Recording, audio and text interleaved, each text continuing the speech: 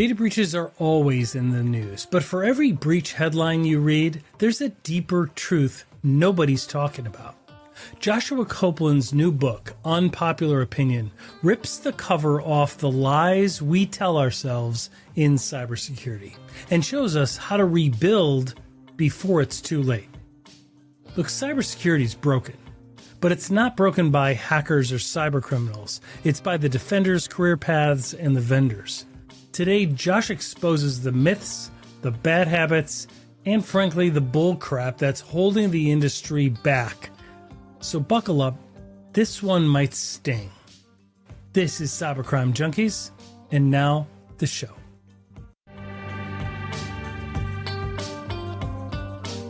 Catch us on YouTube, follow us on LinkedIn, and dive deeper at cybercrimejunkies.com. Don't just watch, be the type of person that fights back. This is Cybercrime Junkies, and now the show.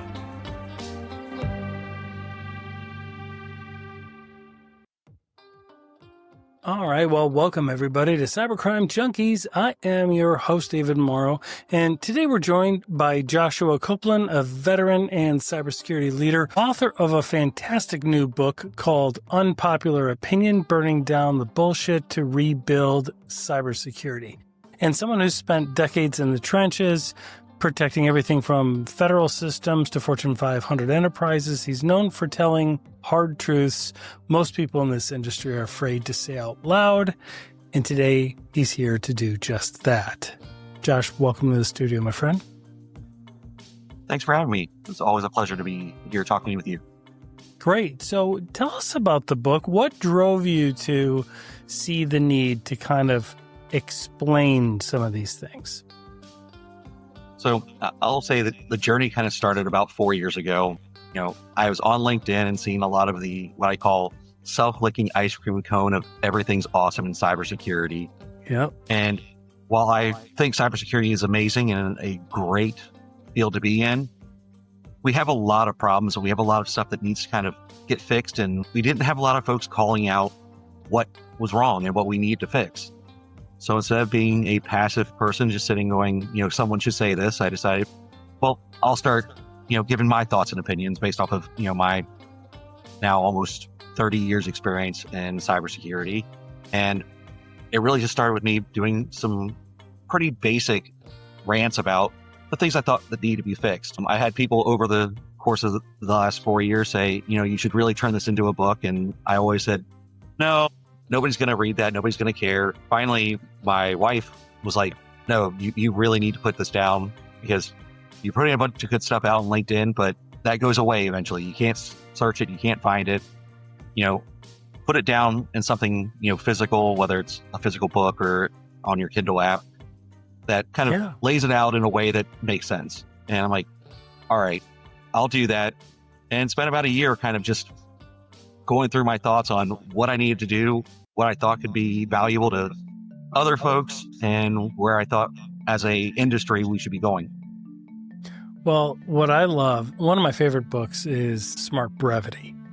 I like when, to me, there's a lot of sophistication in succinctness and boiling things down to the essence of it. And I think we can all benefit by saying more with less words. Right? Because otherwise we just kind of create these word salads and it becomes nonsense after a certain part.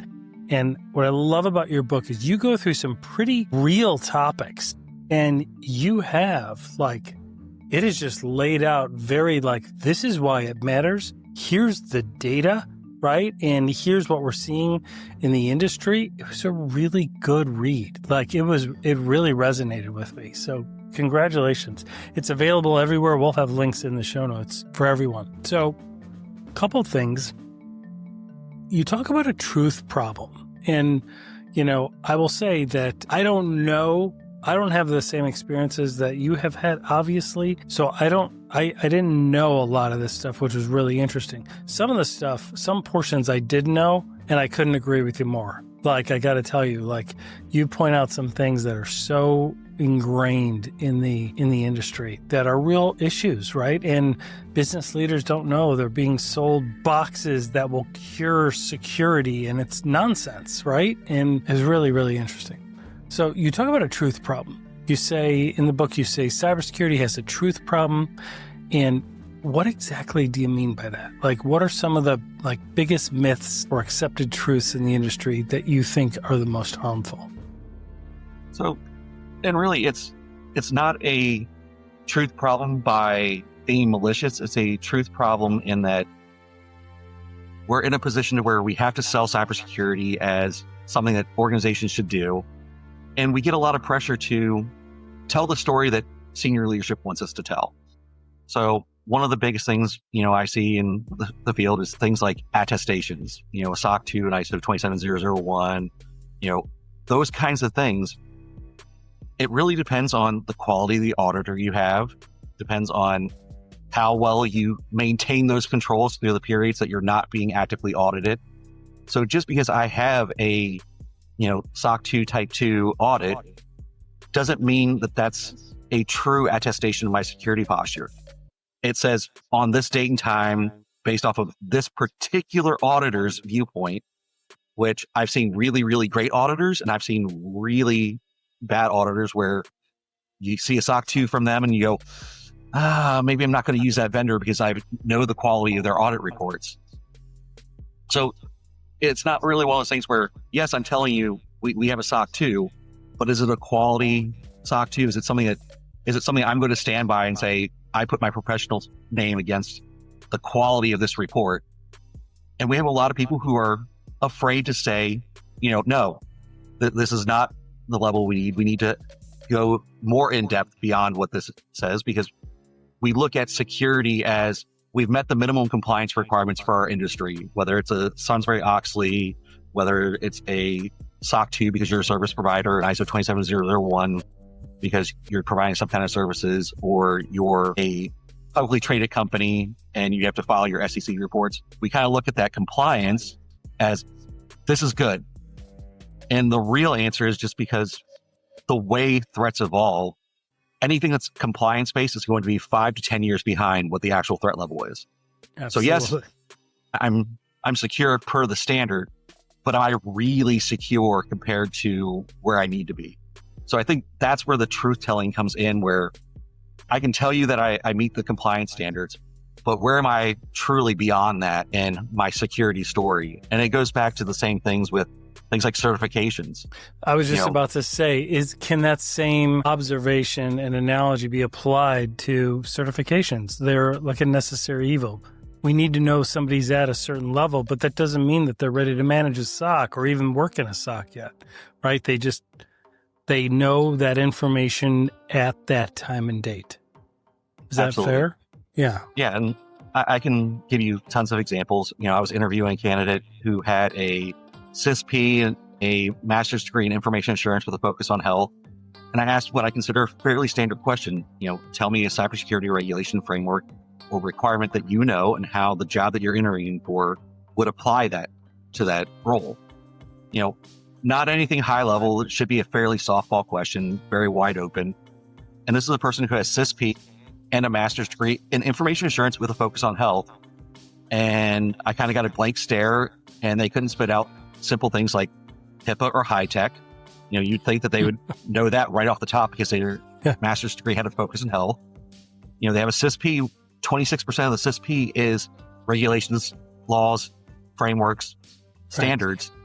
Couldn't give me, HIPAA, couldn't give me, PCI DSS, couldn't give me, FedRAMP, couldn't give me, NIST 853, 800-171, CMMC, any of these things that we talk about all the time in the industry. All the time, yeah. So, yes, you have the paper credentials, but I look at that and, I have a paper tiger now. Someone who looks really good on paper, but when I put them under even a modicum of stress, they don't have the answer. So, I think that's analogous to other industries too. Think of somebody that graduates, passes the bar exam from an Ivy League law school compared to somebody with 5 years of jury trial experience. Who cares what grades they had, what law school they went to?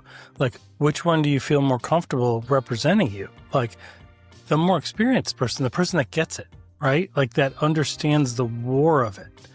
And I think that is being played out a lot in cybersecurity. Does that make sense? Oh yeah, that absolutely makes sense. And then even to the truth-telling piece, we see the ads for things like cybersecurity boot camps and, get your degree, and the entry-level salary for this is this. And the numbers they present are not fictitious. So you'll see Security Plus boot camp saying the average salary for somebody with Security Plus is $80,000 a year. And I will not argue the fact that it is, but it includes people like me who have 90 other certifications, a master's degree, and 30 years experience, along with the person who's just graduating that boot camp. And you can't compare those apples to apples. When you look at the real numbers, the folks graduating from a Security Plus boot camp, you're looking at typically between 40 to 60K a year, not 100, 120K a year. And that's, they're telling the truth, but they're spinning it in a way that's misleading. Yeah, and they're over-promising, under-delivering, right? And then people get upset, right? Because they're investing their time, their money, their energy in this with an expectation that's being set that just isn't realistic. And if we just get to the truth, it's still a fantastic career. It still might be a good boot camp to go to, but just go into it being honest and having realistic expectations, right? Yeah, absolutely. And, I am not anti-boot camp. Boot camps absolutely serve a purpose. I'm a big proponent of the folks who, do your studying, get yourself ready, understand the fundamentals, and then use a boot camp to, sharpen your sword right before you take the exam. Make sure you've covered everything, get touched up and brushed up. So you're at the sharpest you're going to be to take that exam. I think that's the absolute best use case of the boot camp.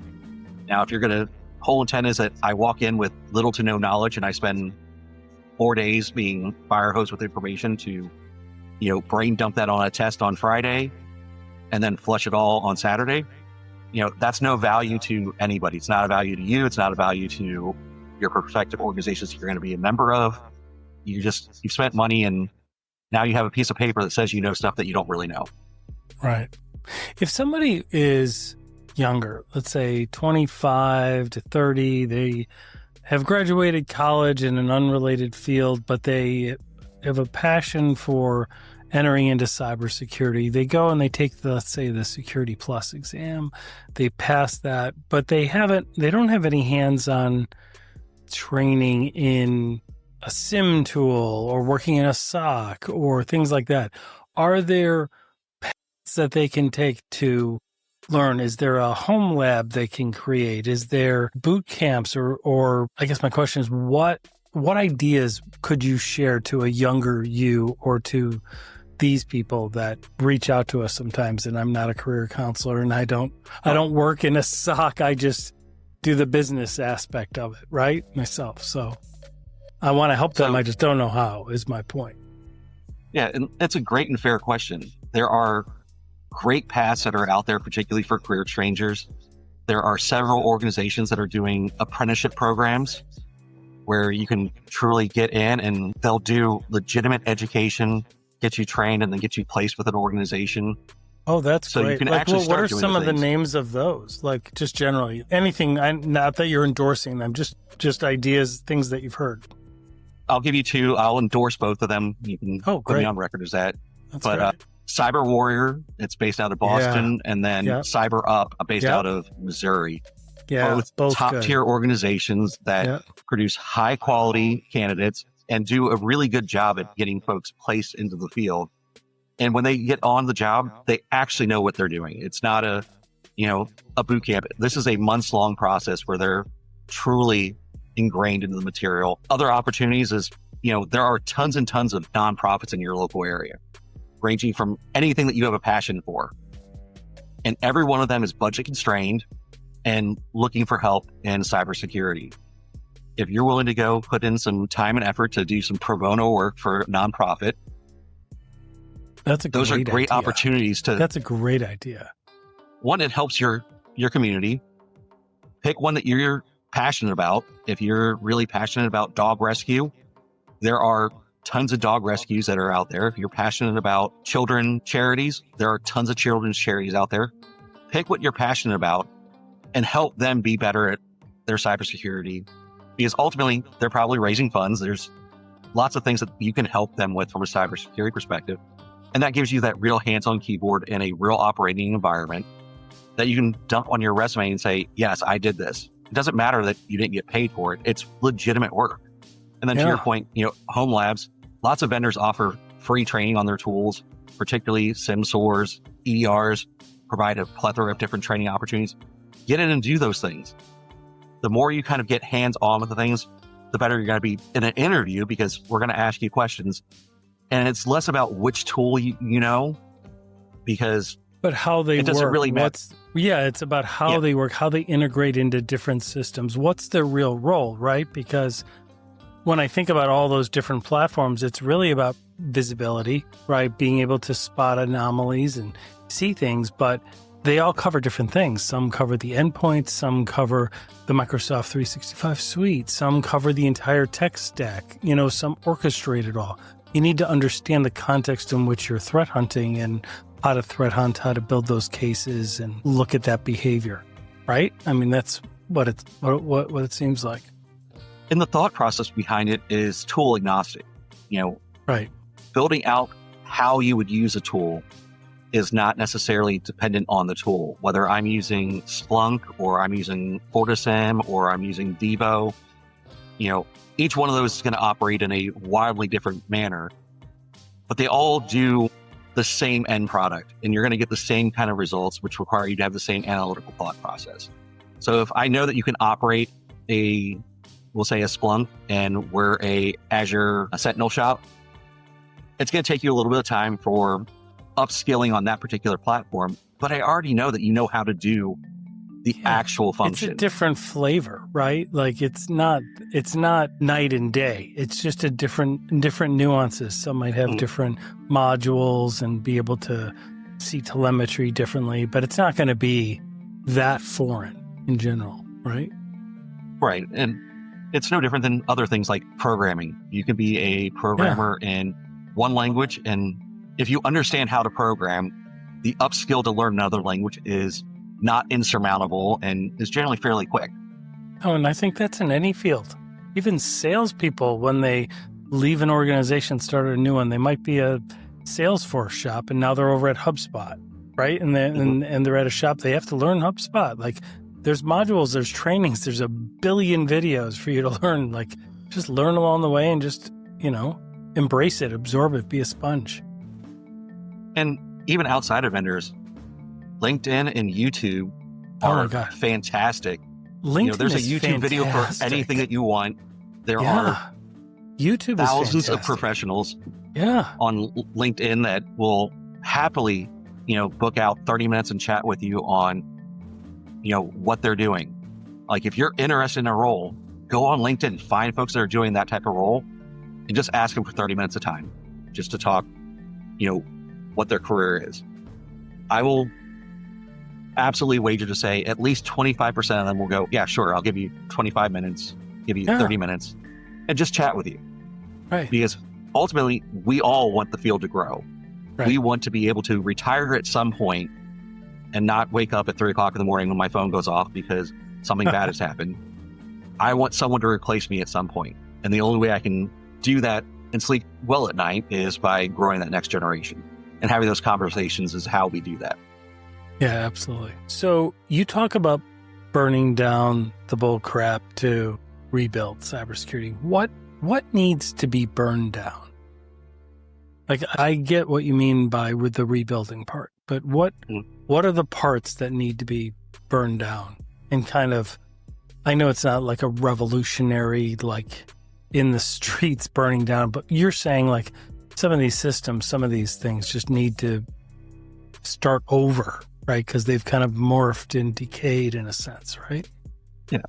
So really it's taking a fresh look at how we do cybersecurity. For the past, I'll say 40 years, we've largely considered security as a bolt-on after the fact thing.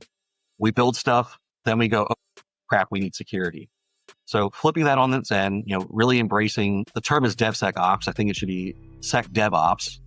Your security should be first, and then you're doing secure development rather than development with security on it. It's an app dev guy who named it, I'm sure. Yeah. It's an app dev guy, not a security guy who named that. But really kind of taking a look at how we're doing things. We've done cybersecurity awareness training for decades upon decades. I was DoD for 20 years, and I had the same guy steal my iPhone for 10 years every year on my cybersecurity training. And you click, answer the questions, get through as quickly as possible. And we've made some headway in micro training and being more engaging, but we're still focusing on things that are not necessarily in our control. People, we can do a lot of training, but Sue from accounting is still going to click on I want the free tickets to whatever concert link every single time. There's not anything we're going to do it. And we're likely not going to fire Sue from accounting for that because she's a fantastic accountant. Exactly. So we have to work on building systems that are resilient to what we know humans are going to do. I'm not saying that we don't train humans, but we've got to focus on the things that we can control. Build the systems resilient, look at things from a perspective where we're changing the prospect, where most organizations view security as a cost center. And the old line of thinking absolutely is a cost center. It's something we dump money into. There's no return on investment. But a good cybersecurity leader can flip that and go, this is an investment in your marketing. By getting these security practices in place and being top tier in these practices, now you have opened the aperture to your sales. You've been a, SMB market organization. When you level up your security posture, now you are open to those Fortune 100, Fortune 500 companies where there's so many different ways to articulate it, right? I mean, like, you are building on trust. You are asking for your customers' money, their private data, their credit card information, their banking, their life savings, whatever it is that you are selling, you are asking them to trust you. And by having vast, by bolstering your cybersecurity layers, right, you are able to, if you articulate that right, it goes directly into sales and marketing, because it is something that can wrap around every single offering to just demonstrate that you are trustworthy and that they know that they can trust in doing those things, in providing that info. We don't sell your data. We don't, we care about whether we lose your data. Like that matters to people. People are getting fed up with, everybody getting all of their stuff and just doing whatever they want with it. And then you can even take it a step further and go, the big thing that everyone talks about right now is AI. Right. Now, there are some frameworks out there for AI security. There's the ISO 42001 standard, and there's the NIST AI RMF framework.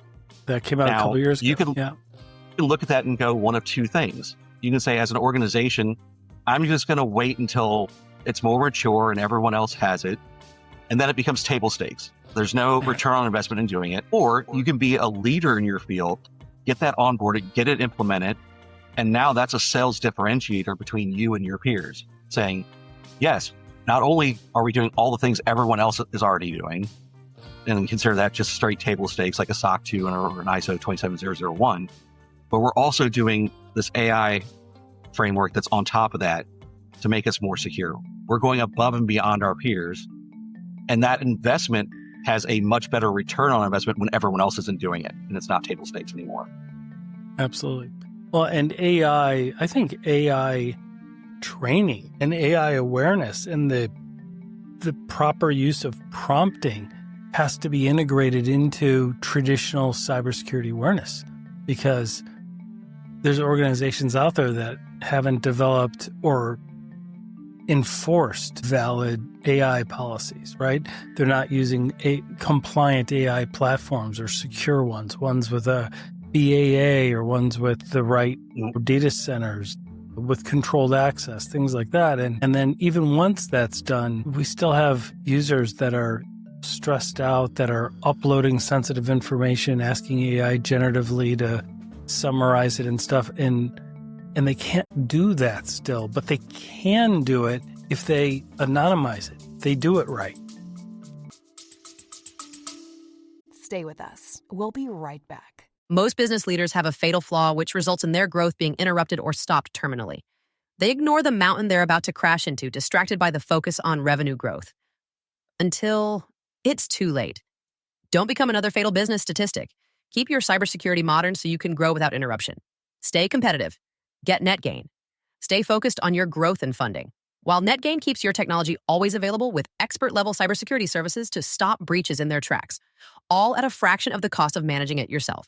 Don't wait for a technology disaster to interrupt and cripple your growth. Speak with a specialist today. Contact NetGain Technologies today at 844-777-6278 or reach out online at netgainit.com. That's 844-777-6278 and netgainit.com. Grow your business uninterrupted. Contact NetGain today. Yeah, and that's one of the key things with pretty much any technology is the security folks are widely known as the Department of No. You want to do something, Right. we say, no, it's not secure. Yeah, you can't do talk that. about that. Yeah. But we have to change that to where we're the Department of yes, if. Yes, if we can do this, where we're going to get, a enterprise ChatGPT where we can enforce some data loss prevention on it, and that we can do true monitoring. And we've signed the zero data retention agreement with OpenAI, so we know that data is not being stored or reused to train their models, and provide them the way forward on that. Because ultimately, humans are really, really smart, and they're going to find ways around whatever we put in place. I can have the most locked down endpoint in my environment, and someone brings one of these into the office. Right. And it all now goes- everything that I thought was secure is not. Right. Cool thing is, I can have something on my screen, snap a photo of it, and upload that into ChatGPT, Gemini, Claude, whatever tool you want to use. And it's going to read what's on the screen and give you an output based off of that. So it doesn't matter what I do to lock down that endpoint. There are still ways around that. So the real value is to provide that in a frictionless manner to your users in a way that you have control. And when you do that, you generate better revenue, faster return on investment, and ultimately you can say, I know how things are working and how they're running and what's being used in my environment because I've allowed them to do that in ways that are safe, sane, and doesn't jeopardize the business. Where if you don't, you can't stand on 2 feet and say, yes, I am sure I've done everything I can. Because ultimately, AI will not defend you in court, and AI will not do your jail sentence. Correct. And we've seen how things have changed in the last 5 years to that end. The importance, you talk in the book about the importance, and maybe you say it, I believe you articulate it differently, but really the importance of making valid internal business cases when you have initiatives. And the challenge that the industry has is a lot of cybersecurity leaders have been technologists. They don't come from the sales department or from a public speaking department or a presentation, skill set. And they often struggle with blending the technical benefits to show how things are going and actually speaking in business terms. Like, this is working and it's affecting our revenue because we've reduced mitigation for this, this, and this. And that's a positive impact on the P&L. Things like that, right? Walk us through kind of what your observation is through your experience. So I think across the board, there's a issue within cybersecurity that we aren't really great at transferring the bits and bytes of the things that we do into dollars and cents for the business. And until you can make that argument in dollars and cents and in risk, which is what all business people speak, money and risk, you will have a hard time doing anything. And ultimately it comes down to, we can't expect the CEO, the CFO, the COO, the chief marketing officer, insert whatever C-suite executive that you want, expect them to come to us and learn all about CVEs and attack paths and the MITRE ATT&CK framework and MITRE DEFEND framework. We're going to have to come to them on the terms that they understand, which means we need to be better at business and understanding how things affect business. I can make a change because I see it as a security gain and it's only going to add 3 seconds per transaction. But if I look at an organization that's, 4,000 people, 3 seconds per transaction increase in time, you're talking, when you map that out, 300 extra hours a month of work. Well, that's not tenable to any organization's P&L sheet. Right. So you have to be able to come to the table and go, all right, what's the happy middle ground between this more security and where it's still usable and provides what I'll call the right amount of friction? Because I don't want it to be so easy that my systems are wide open, but I also don't want to be so hard that people find ways around it. So finding that balance, and how you do that is understanding the business. You need to go talk to your folks in operations. You need to go talk to your financial management folks and understand what projects and what their pain points are, so that you can find solutions that not only fix their pain points, but also prevent a more secure solution. And then you get buy-in before you even present the project to the board, because you've already talked with those folks. You built that trust. And when I go to them with a project that I want to drive, they feel comfortable that I've thought about what their concerns are. Now, they're still going to voice them, but they already have a level of trust built where I'm not coming in there demanding you do what I say because I'm the security guy. It's here's a solution for a problem that we have, or this is something we want to add on because we want to be more secure and be more marketable. And I can talk to you of how this is going to increase your productivity, reduce your P&L sheet, how it's going to increase our overall revenue by spending the money on this project that I'm going to have to do to meet this requirement or that requirement, or exceed the requirements that makes us a market differentiator. Yeah, you talk about security team members and security leaders crossing departments and meeting on a regular basis, which the cadence would vary depending on the organization and the department, obviously, but to really learn more about how that department operates. And then, because security and technology is a river that flows through every aspect of an organization, you'll find ideas where security might be able to wrap around certain offerings, certain product offerings, and go from a freemium version to a premium version because it's got better security. And this is what it means for the end user, right? Or this is what it means for the customer. And there's a benefit there. It's something they'll be willing to pay a little bit more for. And that's really good advice. And there's lots of examples of organizations that do that. Yeah, and it comes also down to breaking silos, where as the security professional, you're talking to two different parts of the operational org that don't routinely talk to each other because they have vastly different missions, but they're doing similar things, and they're spending two different pots of money to develop the same type of solution, where I can go, all right, we'll take this, we'll build out the solution and provide you both the same solution. And that way we can get one solution. So that's less vulnerability because we have less things out there. It's controlled. And you get a better product because we're able to leverage both of your P&L sheets rather than just one P&L sheet versus the other. Absolutely. You've done a lot of unpopular opinions. You've got a lot of content out there. Is there one that, are there any one or two that bubble up in your experience or in your mind that you were really concerned about doing years ago, but now you're kind of glad you did, and one that is, gotten a lot of traction in the debate? So I think the one that I would not have done 4 years ago that I just did recently was I made the analogy that cybersecurity is a cult.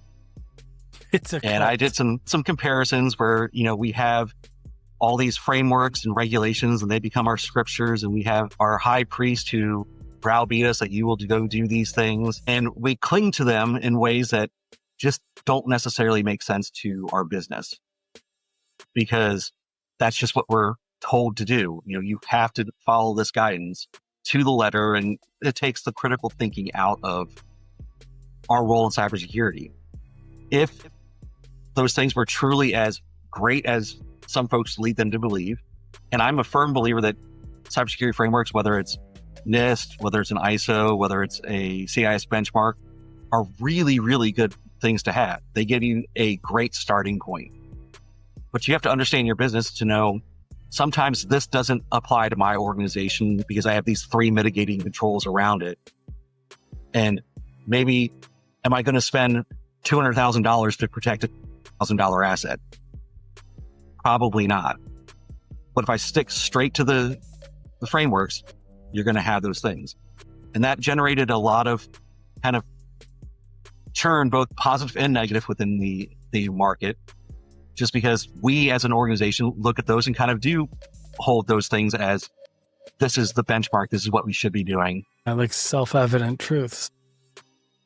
And kind of spinning it to where, well, maybe we need to take a critical look at that and not blindly follow the new shiny thing. You know, had some people give pause, and we had some really good conversations around it. And again, it's not that the frameworks are inherently bad. They're inherently good, but we have to leverage those against what our business requirements are and what smart decisions are for our organization. And no two organizations are exactly the same. And even two organizations within the same field are not exactly the same. So we can't just go, well, I'm just going to do it like my nearest competitor, because there's going to be something that's different that we need to take into account. You know, you've had experience in federal systems, working in the government space as well as in private industry. What are some of your observations about the silos or the disconnect between the two? When I think of CMMC, I think of that's like a one framework, one rule that is finally going to start happening, and it really does blend the two together, right? That private-public partnership and control. Well, we've seen it for years where whatever the federal government does eventually seeps down to the rest of the industry. And I'll use certifications as an example of that. Back in, say, 2006 to 2009 timeframe, when DoD came out with their 8570 requirement for folks who were in DoD, that they wanted to professionalize the network, you know, make sure that the folks that they had running and maintaining these critical defense systems knew what they were doing, wanted them to be credentialed. So everyone had to go get A+, Net+, Security+, CISP, whatever the case may be for their role. Now, you know, we're talking 2 decades later, and you go look at most job requirements for even small organizations. You're seeing the same requirements where, you know, we want them to have Security+ and have X number of criteria is met. So ultimately, whatever we do in the federal government is eventually going to roll down in some way, shape, or form, whether it's just through attrition or through matching what they're doing. But ultimately, it comes down to, are we doing the right things? You know, CMMC is a great example where that is going to vastly change the landscape of how not only do federal prime contractors handle business, but with but those second and third order effects down, yeah, where they're going to have some level of attestation, and it might not be a self-certification level based off of what they're doing. Right. And it's going to be in all the bids. It's going to be everything. And yeah, I think it's, look, when it comes to things that are related, even the 6 degrees of Kevin Bacon, like even if it's related on down the line, but when it's tied to national security and the Department of Defense, like it should be. I don't really have a concern myself with it. I think it's something that really does need to take effect. It's going to be painful for a lot of organizations because they're not used to it. Yeah, I think the biggest heartburn with CMMC and its rolling effect will it draw small to medium businesses out of federal contracting space? Right. Because getting to that level of attestation is not easy, nor is it cheap. Correct. But also, you're dealing in the national security space. Maybe I don't care that it's going to take these very small mom and pop businesses out of the supply chain if they're not willing to meet the standard. So right. Like anything else, it's going to come down to what are the changing table stakes for the industry. 20 years ago, for any SaaS provider, it didn't really matter. You just put out your security policy and that was it. You know, absolutely. We expect to see a robust trust website that includes their SOC 2 or their ISO cert And we're expecting to see, lots of policies and, what your data privacy policy is. How do you handle GDPR? And that's been things that have rapidly changed over the last 20 years for any size organization. So we're going to see that change. And I think over time, the default standard is just going to keep getting raised, because ultimately it's a thing to either come to the table or be competitive at the table.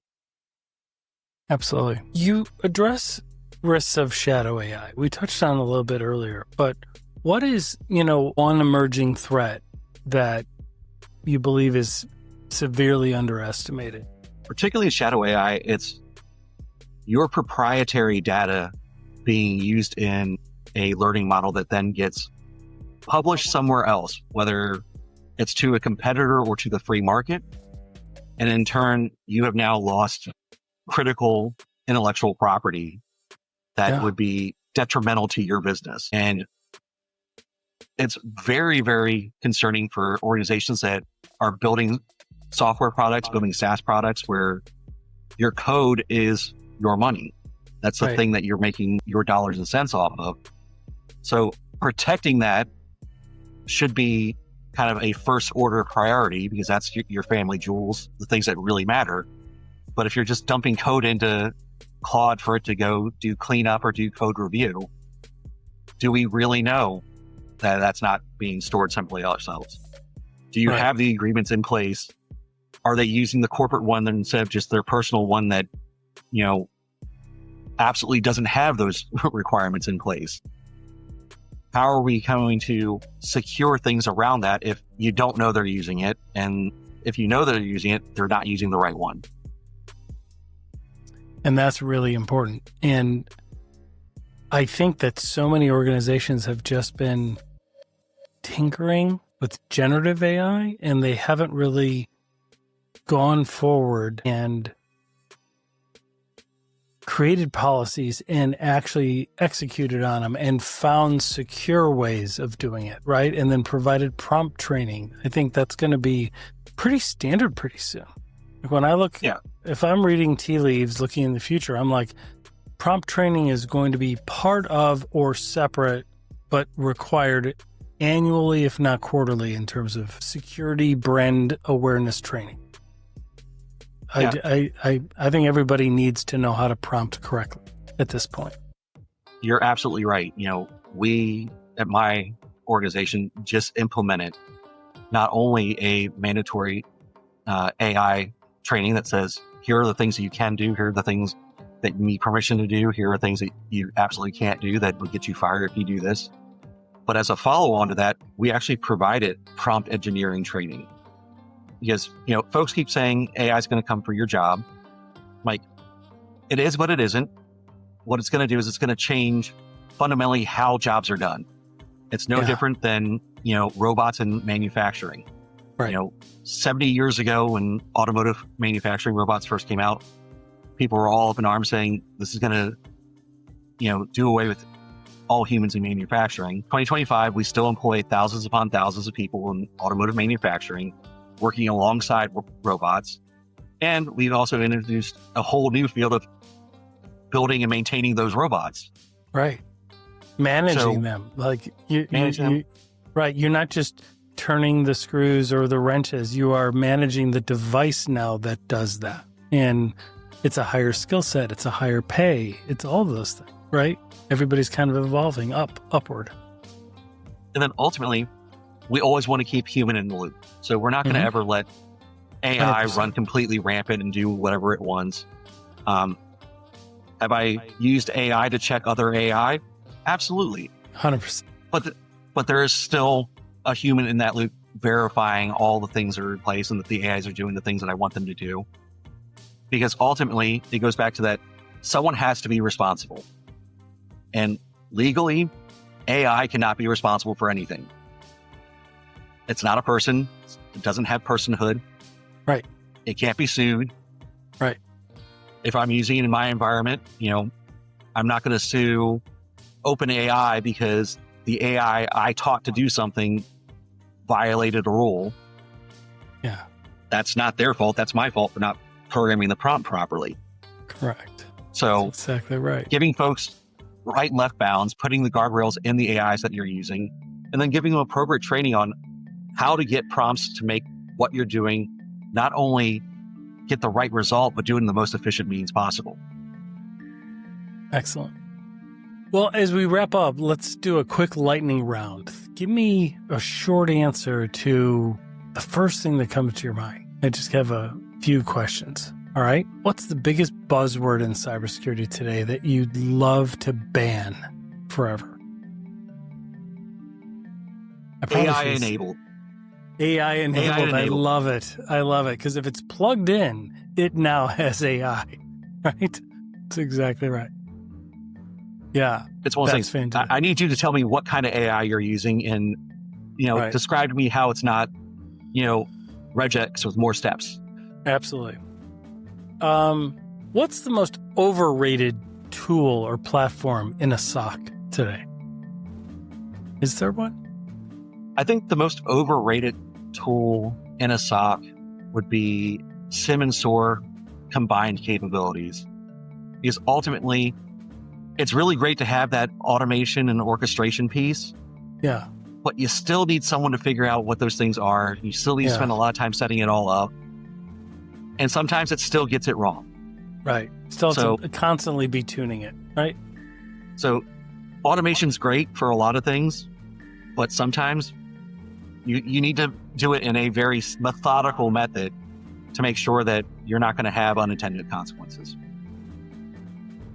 Is there a book, other than your own, obviously, that every kind of person that's going to go be a blue teamer, be a defender, ultimately be a CISO should read?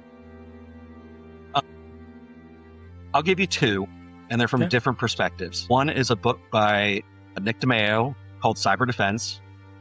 Fantastic book on, blue teamer mindset, how to really be a efficient blue team person. And then I will give you, ironically, it's a book that has nothing to do with cybersecurity directly, but Simon Sinek, Start With Why. Start With Why. I think everybody should read that, period. Like, I don't know why they're not teaching that in college. Like, that should just be mandatory. I agree with you 100%. Because ultimately, if you take the ethos from that book and apply that to anything cybersecurity, why am I doing this? No. Mm-hmm. Why are you really doing this? Mm-hmm. No. Why are you really, really doing this? And kind of get to that root thing. One, it makes your job explaining it to your board to get money much easier because you're getting to the root cause. It's not, I want to do this because it's best practice and the framework says I need to do it. Yeah, some framework says we're supposed to do this. Like, that's not going to move. It's not going to drive behavior. I want to implement this because it will do these 5 things that will make our business more profitable, make it more secure, and more marketable. 100%. That's great. That's fantastic. If you weren't in cybersecurity, what would you do for a living? If I wasn't in cybersecurity, this is actually something I thought about quite a bit. And having multiple conversations with my wife and my friendship group, they all have agreed that I should be in cyber law because I really like to argue. And, it's a emerging field within the legal field and something that I'm passionate about. So it'd probably be, a lawyer focusing on all things cyber. That's phenomenal. What's the worst career advice you've ever heard somebody give about entering cybersecurity field? It's the same worst advice I got before I left for basic training. Don't volunteer for anything. And I absolutely say that's the worst advice because every good thing that has ever happened to me is because I volunteered for something that was completely out of pocket for what I was supposed to be doing at the time. I'm here in cybersecurity because they needed a volunteer for something. That's phenomenal.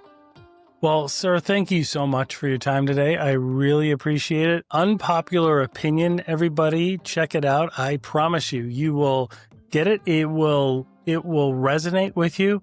It is concise. It's got the data. What I like about it is It's not just concise, Josh, and it's not just short, right, without the substance. It's got all the substance in there, but you don't have to hear somebody babble on for pages and pages and pages to get to the point and then synthesize it. You've done that in there. It's really, really good. I'm proud of you.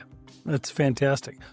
Any last thoughts, any predictions of what's coming as we're pushing up to 2026? Do you have any tea leaves or things that you've been thinking about or things you want to share with the audience that you're going to be doing? I know you do a lot of public speaking, a lot of other things. Yeah, I will be at multiple conferences over the next few months, particularly if you see me out there, feel free to stop, talk to me. I love having conversations with folks. If I'm looking at the tea leaves, what I'm seeing is that cybersecurity is going to become an increasing focus for any publicly traded company or company that's trending towards an IPO, because ultimately, not only do they have to report in their 10-K filings, but it's something that everyone's caring about, and there's a big push from federal gov to do better security across the board, particularly for those organizations that have intersections with critical infrastructure. So Absolutely. Water treatment, power grid, and all the things that surround that, all PLC monitors, things of that nature, because ultimately that's going to be, I think, the biggest home threat to the United States is not, actual invasion from a bad threat actor. It's going to be continued cyber threats to those pieces of critical infrastructure that will cause not necessarily death, but extreme harm and massive recovery issues to our population. Absolutely. Great insight, my friend. Thanks so much. And check out Joshua Copeland on LinkedIn. You can find his unpopular opinion posts. I'm telling you, it's gold. So I absolutely love reading it, and just keep on doing what you're doing, man. Thank you so much for all your contribution and for your service to our country. Fantastic. Thank you for having me. I appreciate it. Thank you, my friend.